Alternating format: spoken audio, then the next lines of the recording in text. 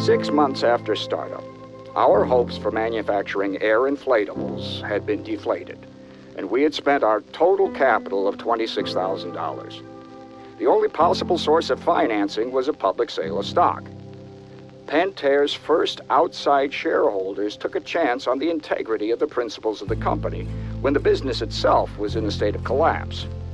These shareholders, ordinary people who really didn't have money to lose, saved the company. Protecting their interests became our highest priority. The founders of the company tried a number of different industries. They didn't know what was around the corner for those industries, but they did know how they wanted to run the company. They took that and created a code of business conduct that we know today as Win-Right. Those Win-Right values, there's 6 of them, are the threads that are woven into the fabric of how we run the company today. Combined with our purpose, these values represent the core of the Pentair we have today and the Pentair we're building for the future. Well, the Code of Business Conduct basically described how Murray and I felt about the business and what we thought the principles were that you had to have in a company to do a good job.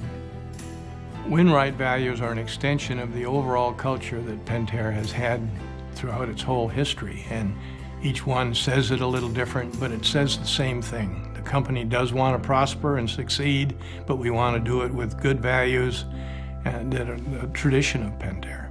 For 50 years, the deep dedication to what's right and how business should operate has come to life in many ways inside of Pentair. And it's particularly evident in our purpose as we try to improve the quality of people's lives all around the world every day. It starts with an openness and honesty and a directness that people can identify with and know that you're telling them the truth about what you're doing, but also maintaining high standards. Absolute honesty, I would say, was the most important part of it. And I think most people would agree with that because that's where we turned out to be identified as. If you respect people, you're going to come up with a winning team. Innovation comes from the people themselves. If I depended on myself to think up all the new ideas, we wouldn't get very far. So you have to create that atmosphere that ideas will be respected.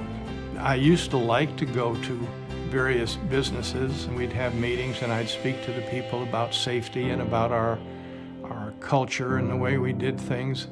And I always felt good at the response I'd get. In 1997, when Winslow Buxton was interviewing me to join Pentair, he talked a lot about the culture, in particular about the code of conduct. And he said, I think we've got the code right. We've got the right values. But, frankly, we're not high performance enough.